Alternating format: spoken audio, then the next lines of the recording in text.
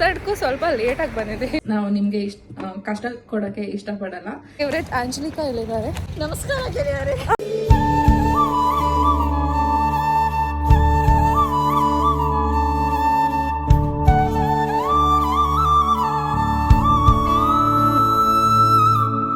Disclaimer ಕೊಡ್ತಾ ಇದ್ದೀನಿ, vegetarians ಯಾರಾದರೂ ನಾನ್ ವೆಜ್ ನೋಡೋಕ್ಕೆ ಆಗಲ್ಲ, ಇಲ್ಲ ಇಷ್ಟನೇ ಇಲ್ಲ, ಲೈಕ್ ಅದು ಕಟ್ ಮಾಡೋ ಪ್ರೋಸೆಸ್ ಇಲ್ಲ, ಅಡುಗೆ ಅದು ಎಂತನೂ ಇಷ್ಟ ಇಲ್ಲ ಅನ್ನೋರು ದಯವಿಟ್ಟು ಈ ಪಾರ್ಟ್ನ ಸ್ಕಿಪ್ ಮಾಡಿ, ನಾನ್ ವೆಜ್ ಕುಕಿಂಗ್ ಪಾರ್ಟ್ನ.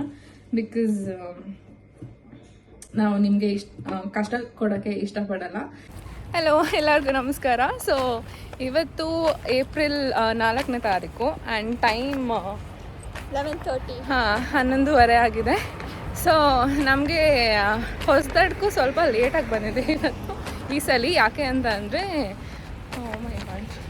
ನಾವು ಮುಂದೆ ಹೋಗೋಣ. ಸೊ ಹೊಸದಕ್ಕೂ ಯೂಶಲಿ ಯುಗಾದಿ ಹಬ್ಬದ ನೆಕ್ಸ್ಟ್ ಡೇನೇ ಇರುತ್ತೆ, ಫಸ್ಟ್ ಹೊಸ ವರ್ಷದ ಹೊಸ ನಾನ್ ವೆಜ್ ಊಟ ಅಂತ. ಬಟ್ ದೆನ್ ನಮಗೆ ಎಕ್ಸಾಮ್ ಇತ್ತು 3ನೇ ತಾರೀಕು, ಅಂದರೆ ನಿನ್ನೆ. ಸೊ ಹಾಗಾಗಿ ನಾವು ಟ್ಯೂಸ್ಡೇ ಮಾಡಿಲ್ಲ. ಸೊ ಇವತ್ತು ಮಾಡೋಣ ಅಂತ ಫ್ರೈಡೇ ಏಪ್ರಿಲ್ 4 ನಾನು ಮತ್ತು ಆಂಜಲಿಕಾ ನಮ್ಗೆ ಹೆಂಗಾಗುತ್ತೋ ಹಂಗೆ ಸೆಲೆಬ್ರೇಟ್ ಮಾಡ್ತಾಯಿದ್ದೀವಿ. ಸೊ ನಮ್ಮ ಮನೆಯಿಂದ ಸ್ವಲ್ಪ ದೂರದಲ್ಲಿ ಮಟನ್ ಶಾಪ್ ಇತ್ತು. ಅದು ಟರ್ಕಿಶ್ ಸೂಪರ್ ಮಾರ್ಕೆಟ್ ಇಲ್ಲ ಯಾವುದೋ ಒಂದು ಸೂಪರ್ ಮಾರ್ಕೆಟಲ್ಲಿ ಆ್ಯಕ್ಚುಲಿ ಮಟನ್ ಸಿಕ್ಕಿತ್ತು. ಬಿಕಾಸ್ ಆಲ್ಡಿ ಮತ್ತು ರೆವೆಲ್ಲಿ ನಾವು ಇದುವರೆಗೂ ಮಟನ್ ನೋಡಿಲ್ಲ. ಈ ಸಲ ಮಟನ್ ತಿನ್ನಬೇಕು, ಸುಮಾರು ತಿಂಗಳ ಬಂದಾಗಿಲ್ಲ ನಾವು ಮಟನ್ ತಿಂದೇ ಇಲ್ಲ. ಸೊ ಮಟನ್ ತಿನ್ನಬೇಕು ಅಂತ ಮಟನ್ ಮತ್ತು ಚಿಕನ್ ಕೂಡ ಎಲ್ಲೇ ತೊಗೊಂಡ್ವಿ. ಸೊ ಇಲ್ಲಿ 1 ಕಿಲೋ ಮಟನ್ನಿಗೆ ನಾವು ಕೊಟ್ಟಿದ್ದು 15 ಯೂರೋ. ಸೊ ಇಲ್ಲಿ 2 kg ತೊಗೊಳ್ಬೇಕಾಗಿತ್ತು ಒಟ್ಟಿಗೆ. 1 ಕಿಲೋ ತೊಗೊತೀವಿ ಅಂದರೆ ರಿಬ್ಸ್ ಪಾರ್ಟ್ ಇತ್ತು, ಬಟ್ ಅದು ಬೇಡ ಅಂತ 2 kilos ತೊಗೊಂಡ್ವಿ. ಸೊ ಟೋಟಲ್ ಅದಕ್ಕೆ 30 ಯೂರೋ ಆಯಿತು, ಅಂದರೆ ಆಲ್ಮೋಸ್ಟ್ 3000. ಆ್ಯಂಡ್ ಚಿಕನ್ ಇಲ್ಲಿ 1 kgಗೆ 5 ಯೂರೋ ಇತ್ತು, ಅಂದರೆ ಆಲ್ಮೋಸ್ಟ್ 500 ರೂಪಾಯಿ. ಸೊ ನಾವು ತೊಗೊಂಡಿದ್ದು 1.5 kg ಇದ್ದಿದ್ದರಿಂದ 8 ಯೂರೋ, 7.5-8 ಯೂರೋ ಆಯಿತು, 800 ರೂಪಾಯಿ. ಸೊ ಎಲ್ಲ ಸೇರಿ ಒಟ್ಟು 38 ಯೂರೋ ಹತ್ತತ್ರ ಆಯಿತು. ಸೊ ಇವತ್ತು ಹೇಗಿರುತ್ತೆ ಅಂತ ನೋಡೋಣ. ಇವತ್ತು ಅಡುಗೆ ಮಾಡೋಕ್ಕೆ ಹೋಗ್ತಾ ಇದ್ದೀವಿ, ಏನೇನು ಮಾಡ್ತೀವಿ ಅಂತ ಗೊತ್ತಿಲ್ಲ, ನೋಡೋಣ ಹೇಗಿರುತ್ತೆ ಅಂತ. ಸೊ ನಿಮ್ಮ ಎಲ್ಲರ ಫೇವ್ರೇಟ್ ಆಂಜಲಿಕಾ ಇಲ್ಲಿದ್ದಾರೆ. ಕನ್ನಡ ಬರುತ್ತೆ. ನಮಸ್ಕಾರ ಗೆಳೆಯರೇ. ಬಂತು. ಸೊ ನೋಡುವ, ಸಿಗ್ತೀವಿ. ಮನೆಗೆ ಬಂದಿದ್ದೀವಿ. ಮನೆಗೆ ಬಂದು ಅಡುಗೆಗೆ ರೆಡಿ ಮಾಡ್ಕೊತಾ ಇದ್ದೀವಿ. ಮಟನ್ ಕಟ್ ಮಾಡಿ ಕೊಟ್ಟಿದ್ದಾರೆ ಅವರು, ಬಟ್ ಸ್ಟಿಲ್ ಸ್ವಲ್ಪ ಇನ್ನೂ ದಪ್ಪ ಇದೆ. ಸೊ ಹಾಗಾಗಿ ನಾವೇ ಕಟ್ ಮಾಡ್ತಾ ಇದ್ದೀವಿ. ಆ್ಯಂಡ್ ನಮ್ಮ ಆಂಜಲಿಕಾ ಅವರು ಬೆಳ್ಳುಳ್ಳಿ ಬಿಡಿಸ್ತಾ ಇದ್ದಾರೆ. ಸೊ ನಾವೇನೇನು ಮಾಡಬೇಕು ಅಂತ ಅನ್ಕೊಂಡಿದೀವಿ ಅಂದರೆ ಬಿರಿಯಾನಿ, ಮಟನ್ ಸಾರು ಇಲ್ಲ ಮಟನ್ ಗ್ರೇವಿ ಬಿರಿಯಾನಿಗೆ.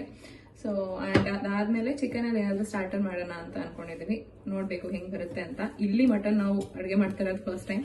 ನಾನು ಇಂಡಿಯಾಲು ಮಟನ್ ಮಾಡಿಲ್ಲ ಅಂತ ಅನಿಸುತ್ತೆ, ಮೊದಲನೇ ಸರಿ ಪ್ರಯತ್ನ ಪಡ್ತಿದ್ದೀವಿ. ಅದು 2 kg ಮಾಡ್ತಾ ಇರೋದು. ಚೆನ್ನಾಗೇ ಮಾಡ್ತೀವಿ ನಾವು, ನೋಡೋಣ. ಎಂಡ್ ರಿಸಲ್ಟ್ನು ತೋರಿಸ್ತೀವಲ್ಲ. ಸೊ ಹಾಗೆ ಇದೆಲ್ಲ ಮನೇಲಿ ನಮ್ಮ ಅಪ್ಪ ನಮ್ಮ ಅಂಕಲ್ ಮಾಡ್ತಾ ಇದ್ರು ಹಬ್ಬದ ದಿನ. ಕಟ್ಟಿಂಗ್ ಎಲ್ಲ, ಅಡುಗೆ ಎಲ್ಲ ನಮ್ಮ ಆಂಟಿ ನಮ್ಮಮ್ಮ ಎಲ್ಲ ಮಾಡ್ತಾ ಇದ್ರು, ನಮ್ಮ ಅತ್ತೆ. ಇಲ್ಲಿ ಎಲ್ಲನೂ ನಾವೇ, ಆಲ್ ಇನ್ ಒನ್.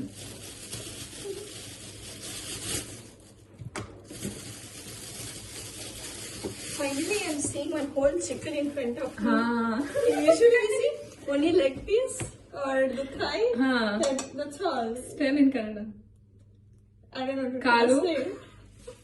ನಮ್ಗೆ ಇಲ್ಲಿ ಕಾಮನ್ ಸೂಪರ್ ಮಾರ್ಕೆಟ್ಸ್ ಇದೆ, ರೆವೆ ಮತ್ತೆ ಆಲ್ಡಿ ಅಂತ. ಅಲ್ಲಿ ಯೂಶಲಿ ನಾವು ಚಿಕನ್ ತಗೋಬೇಕು ಅಂತ ಅಂದ್ರೆ ಅಲ್ಲಿನ ತಗೊಂತೀವಿ. ಅಲ್ಲಿ ಹೆಂಗಿರುತ್ತೆ ಅಂತ ಅಂದ್ರೆ ಇಲ್ಲ ಫುಲ್ ಲೆಗ್ ಪೀಸ್ 1 kg ಇರುತ್ತೆ, ಇಲ್ಲ ಫುಲ್ ಬೋನ್ಲೆಸ್ 1 kg 2 kg ಇರುತ್ತೆ, ಇಲ್ಲ ಥೈ ಪಾರ್ಟ್ ಇಂದ ಆ ಚಿಕನ್ದು ಲೆಗ್ ಪೀಸ್ ವರ್ಗು ಆ ತರ ಡಿವೈಡ್ ಮಾಡಿಟ್ಟಿರ್ತಾರೆ. ಕಂಪ್ಲೀಟ್ ಚಿಕನ್ ನಾವು ಫಸ್ಟ್ ಟೈಮ್ ಈ ಸಲ ತಗೊಂಡು ಕಟ್ ಮಾಡಿಸ್ಕೊಂಡು ಬಂದಿರೋದು. ಸೊ ಅದಕ್ಕೆ ಖುಷಿ ಆಗ್ತಾ ಇದೆ. ಮಧ್ಯದಲ್ಲಿ ಇಂಗ್ಲಿಷಲ್ಲಿ ಮಾತಾಡ್ತಿದ್ದೀನಿ ಅಂತ ಬೇಜಾರು ಮಾಡ್ಕೊಂಬೇಡಿ. ನಮ್ಮ ಆಂಜಲಿಕಾಗೆ ಕನ್ನಡ ಅವಳಿಗೆ ಒಂಥರ ಮುಜುಗರ, ಯಾರಾದ್ರೂ ಏನಾದ್ರೂ ಹೇಳ್ತಾರೆ. Yeah, I can't even use that to say that word clearly. ಅಂದ್ರೆ ಇದು ಲಾ ಮತ್ತೆ ಲಾ ಅದು ಸ್ವಲ್ಪ ಕಷ್ಟ ಇದೆ ನಮ್ಮ ಆಂಜಲಿಕಾಗೆ ಹೇಳಕ್ಕೆ. ಹಾಗಾಗಿ ಲಾ ಯೂಸ್ ಮಾಡೋ ಪ್ಲೇಸ್ ಅಲ್ಲಿ ಲಾ ಯೂಸ್ ಮಾಡ್ತಾನೆ. ಸೊ ಆದ್ರಿಂದ ನನ್ನ ಫ್ರೆಂಡ್ಸ್ ಎಲ್ಲ ಬಹಳ ರೇಗ್ಸಿ ಇಟ್ಟಿದ್ದಾರೆ ಅವಳಿಗೆ. ನಾವು ಕನ್ನಡ ಫೋಬಿಯಾ ಆಗಿದೆ. ಇಲ್ಲ, ಕನ್ನಡ ತುಂಬಾ ಚೆನ್ನಾಗಿ ಮಾತಾಡ್ತಾಳೆ, ಮಂಗಳೂರು ಕನ್ನಡ.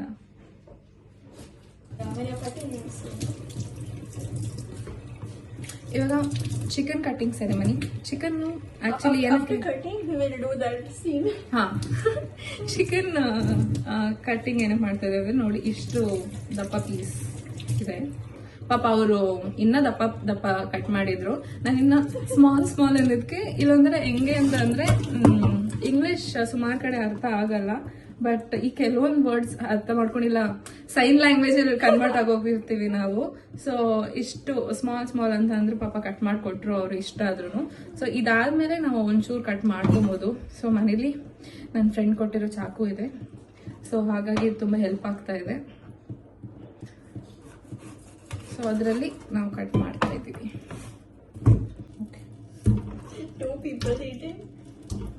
ಎರಡು ಜನ 2 ಕಿಲೋ ಮಟನ್, 1.5 ಕಿಲೋ ಚಿಕನ್. ನಾವು ಒಂದಿನದಲ್ಲಿ ತಿಂತಾ ಇಲ್ಲ. ಸೊ ಯಾರು ಎದ್ರುಕೊಂಬೇಡಿ, ನಾವು ಅಷ್ಟೆಲ್ಲ ಹಂಗೆಲ್ಲ ತಿನ್ನಲ್ಲ ಖಂಡಿತವಾಗೂ. ನಾವಿದೆ ತುಂಬಾ ಸುಮಾರು ದಿನ, ಅಂದ್ರೆ ನಾವು ಇವಾಗ ಫ್ರೀಸರ್ ಅಲ್ಲಿ ಇಟ್ರೆ ಏನು ಹಾಳಾಗಲ್ಲ. ಸೊ ಹಾಗಾಗಿ ಹಂಗೂ ಯೂಶಲಿ ಸ್ಟೋರ್ ಮಾಡ್ಕೊಂಡು ತಿಂತೀವಿ. ಬಿಕಾಸ್ ನಮ್ಗೆ ಅಡ್ಗೆ ಮಾಡೋಕೆ ಆಕ್ಚುಲಿ ಒಂದೊಂದಿನ ಟೈಮೇ ಇರೋದಿಲ್ಲ ಎಕ್ಸಾಮ್ ಟೈಮ್ ಅಲ್ಲಿ. ಸೊ ಇದು ಸ್ಟೋರ್ ಮಾಡಿಟ್ರೆ ಹೆಲ್ಪ್ ಆಗುತ್ತೆ ನಮಗೇನೆ, ಅಡ್ಗೆ ಮಾಡೋ ಇದಿರಲ್ಲ, ಜಸ್ಟ್ ಬಿಸಿ ಮಾಡ್ಕೊಂಡು ತಿನ್ಬೋದು.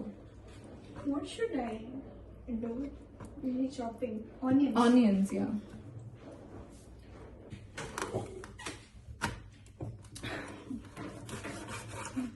ಕರ್ನಾಟಕದಲ್ಲಿದ್ದಾಗ ಜೀವನದಲ್ಲಿ ಏನು ಮಾಡದೇ ಇರೋ ಕೆಲಸನೂ ಇಲ್ಲಿ ಮಾಡ್ತಾ ಇದ್ದೀನಿ ನಾನಂತೂ.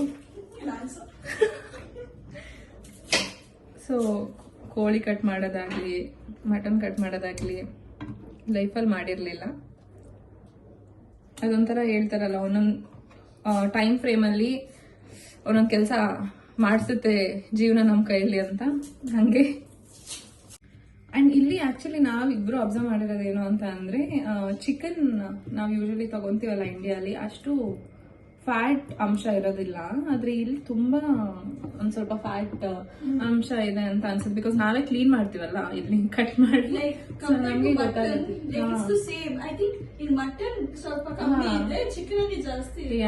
ಡಿಸ್ಕ್ಲೈಮರ್ ಕೊಡ್ತಾ ಇದ್ದೀನಿ, ವೆಜಿಟೇರಿಯನ್ಸ್ ಯಾರಾದ್ರೂ ನಾನ್ ವೆಜ್ ನೋಡಕ್ಕೆ ಆಗಲ್ಲ, ಇಲ್ಲ ಇಷ್ಟನೇ ಇಲ್ಲ, ಲೈಕ್ ಅದು ಕಟ್ ಮಾಡೋ ಪ್ರೊಸೆಸ್ ಇಲ್ಲ, ಅಡ್ಗೆ ಅದ್ರ ಎಂತಾನೂ ಇಷ್ಟ ಇಲ್ಲ ಅನ್ನೋರು ದಯವಿಟ್ಟು ಈ ಪಾರ್ಟ್ನ ಸ್ಕಿಪ್ ಮಾಡಿ, ನಾನ್ ವೆಜ್ ಕುಕಿಂಗ್ ಪಾರ್ಟ್ನ.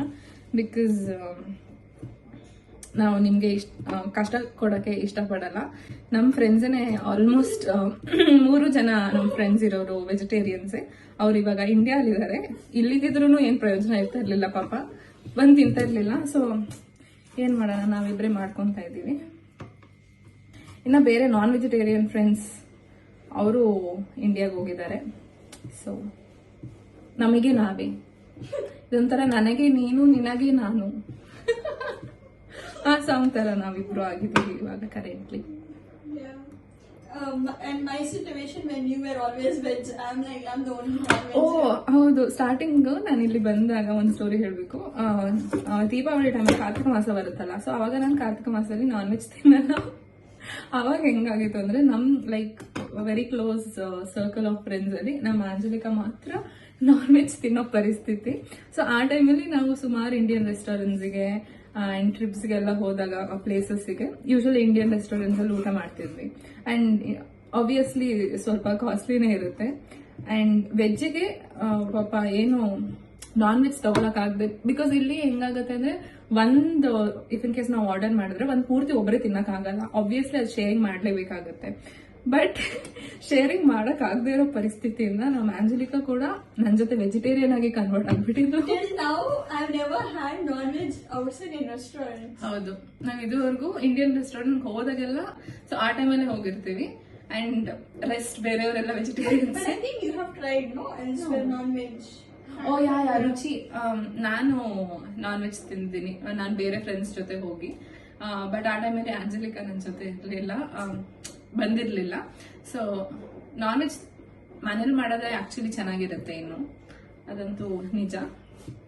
ಬಟ್ ಮಾಡ್ಕೊಳಕ್ ಟೈಮ್ ಇಲ್ಲದೆ ತಿನ್ನಲೇಬೇಕು ಅಂತ ಅನಿಸ್ದಾಗ ಪರವಾಗಿಲ್ಲ, ಒಂಚೂರು ಖರ್ಚಾದ್ರೂ ಪರವಾಗಿಲ್ಲ ಅಂತ ಹೋಗಿ ತಿನ್ನಬೇಕು. ಬಿಕಾಸ್ ನಮ್ಗಳಿಗಿಂತ ಬೇರೆ ಏನು ಇಂಪಾರ್ಟೆಂಟ್ ಅಲ್ಲ. ಸೊ ಹಾಗಾಗಿ ತುಂಬ ಜಾಸ್ತಿ ತಲೆ ಕೆಡ್ಸ್ಕೊಂಡ್ರೆ ಆ ಯೋಚನೆ ಇದ್ಬಿಡ್ತೀವಿ, ಅಯ್ಯೋ ಏನ್ ಜೀವನಪ್ಪ ಇದು ಅಂತ. ಸೊ ಹಾಗಾಗಿ ಅಷ್ಟೆಲ್ಲ ಜಾಸ್ತಿ ಯೋಚನೆ ಮಾಡಬಾರ್ದು. ತುಂಬಾ ತಿನ್ಬೇಕು ಅಂತ ಅನಿಸ್ದಾಗ ಆ ಥರ ಹೋಗಿ ತಿನ್ಬೋದು. ಇಲ್ಲ ಮನೆಗೆ ಮಾಡ್ಕೊಂಡು ತಿನ್ನೋ ಪೇಷನ್ಸ್ ಮತ್ತೆ ಟೈಮ್ ಇದ್ರೆ ಖಂಡಿತವಾಗೂ ಮನೆಗೆ ತಂದು ಮಾಡ್ಕೊಬಹುದು. ಇನ್ನೊಂದು ಕಾಮಿಡಿ ಸೀನ್ ಇವತ್ತಿಂದ ಏನಾಯ್ತು ಅಂತಂದ್ರೆ, ನಾವೊಂದು ಅಂಗಡಿಗೆ ಹೋಗಿದ್ವಲ್ಲ ನಾನ್ ವೆಜ್ ತರಕ್ಕೆ. ಇಲ್ಲಿ ಮಟನಿಗೆ ಏನಂತಾರೆ ಅಂತ ನಮ್ಮಿಬ್ರಿಗೂ ಗೊತ್ತಿಲ್ಲ.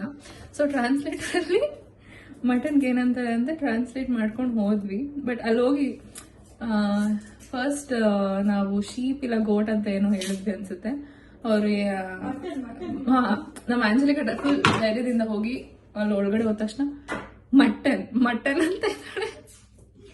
ಅವರು mutton, there is no mutton here ಅಂತ ಹೇಳ್ತಾ ಇದ್ದಾರೆ. ಫುಲ್ ಜರ್ಮನ್ ಅಲ್ಲಿ ಮಟನ್ ಇಲ್ಲ ಅಂತ ಹೇಳ್ತಾ ಇದ್ದಾರೆ. ಬಟ್ ನಮ್ಗೆ ಆ ಎಕ್ಸ್ಪ್ರೆಷನ್ ಅಲ್ಲೇ ಗೊತ್ತಾಯ್ತು, ಓಕೆ ಅವ್ರು ಇಲ್ಲ ಅಂತ ಹೇಳ್ತಾ ಇದ್ದಾರೆ ಅಂತ.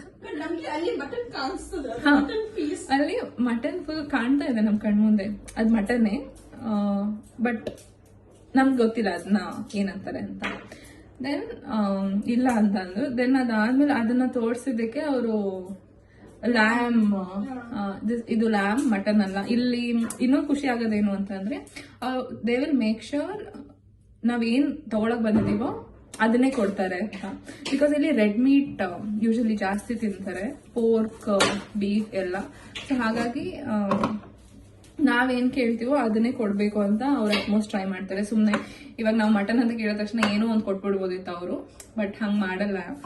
ಸೊ ಎಲ್ಲ ನೀಟಾಗಿ ನಮ್ಗೆ ಏನ್ ಬೇಕು ಅದನ್ನೇ ಚೆಕ್ ಮಾಡಿ ಕೊಡ್ತಾರೆ. ಅಂಡ್ ಅದಾದ್ಮೇಲೆ ನಾವು ಲ್ಯಾಮ್ ಅಂತ ಏನು ಅಂತ ಗೂಗಲ್ ಅಲ್ಲಿ ಹುಡ್ಕದ್ಮೇಲೆ ಗೊತ್ತಾಗಿದ್ದು ಅದು ಮಟನ್ನೇ ಅಂತ.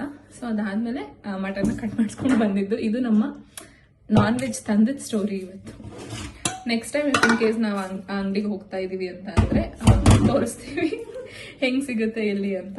ಇಲ್ಲಿ ಇನ್ನ ಸ್ವಲ್ಪ ಆಚೆ ವ್ಲಾಗ್ ಮಾಡಕ್ಕೆ ಇನ್ನೊಂಚೂರು ಮುಜುಗರ ಇದೆ ನಮಗೆ. ಬಿಕಾಸ್ ಇಲ್ಲಿ ಫುಲ್ ಸೈಲೆಂಟ್ ಆಗಿರ್ತಾರೆ. ಸೊ ಫ್ಯೂಚರ್ ಅಲ್ಲಿ ಮಾಡಿ ತೋರಿಸ್ತೀವಿ. ಅಡುಗೆ ಎಲ್ಲ ಇವಾಗ ಮುಗಿಸಿದೀವಿ ನಾನು ಮತ್ತೆ ಆಂಜಲಿಕಾ. ಸೊ ಇವಾಗ ಬ್ಯಾಟಿಂಗ್ ಟೈಮ್. ಬೆಳಗ್ಗೆಯಿಂದ ಮೇ ಬಿ ಏನು ತಿಂದಿಲ್ಲ ನಾವು, ಫುಲ್ ಹೊಟ್ಟೆ ಹಸ್ಬಿಟ್ಟಿದೆ. ಸೊ ಏನೇನು ಮಾಡಿದ್ದೀವಿ ಅಂದರೆ biryani, mutton biryani, mutton chops ಮತ್ತು ಕಬಾಬ್. ಸೊ ಫಸ್ಟ್ ಊಟ ಮಾಡೋಣ. ಎಲ್ಲ ಚೆನ್ನಾಗೇ ಆಗಿದೆ ಅಂತ ಅನಿಸುತ್ತೆ, ಬಿಕಾಸ್ ಸುವಾಸನೆ ಆ ಥರ ಇದೆ. ಬಿರಿಯಾನಿ, ಮಟನ್ ಚಾಪ್ಸ್ ಆ್ಯಕ್ಚುಲಿ ತುಂಬ ಚೆನ್ನಾಗಿ ಬೆಂದಿದೆ ಮಟನ್. ಆ್ಯಕ್ಚುಲಿ ನನಗೆ ಭಯ ಇತ್ತು, ಏನಾದರೂ ಹಾಳಾಗೋದ್ರೆ, ಮಟನ್ ಬೆಂದಿಲ್ಲ ಸರಿಯಾಗಿ ಇಲ್ಲ. ಮಟನ್ ಬೇಯಿಸೋದು ಯಾವಾಗೂ ಒಂದು ಇದ್ರ ಥರ ಇಂಡಿಯಾಲಿದ್ದಾಗೂ ಕೂಡ. ಸೊ ಇಲ್ಲಿ ಮಟನ್ ಹೆಂಗೆ ಅಂತಲೂ ಗೊತ್ತಿರಲಿಲ್ಲ ನಮಗೆ. ಬಟ್ 4 ವಿಸಿಲೇನೋ ಕೊಟ್ವಿ. ಸೊ ಚೆನ್ನಾಗಿ ಬೆಂದಿದೆ.